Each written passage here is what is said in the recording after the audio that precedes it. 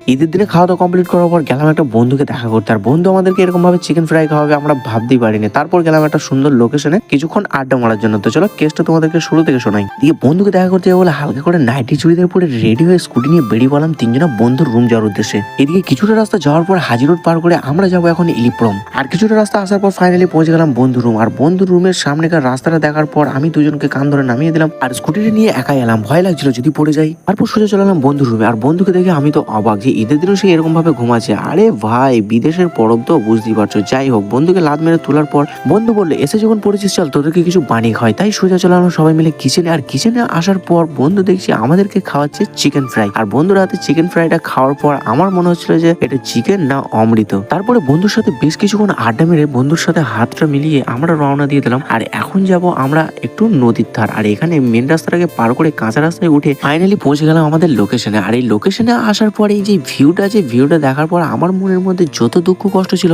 সব এই ভিউটাকে দেখে ভুলে গেলাম। আর এত সুন্দর জায়গাটা দেখার পর আমি ভাবলাম খালি হাতে বাড়ি যাবো। তাই 2-3টে রিলস ভিডিও বানিয়ে নিলাম।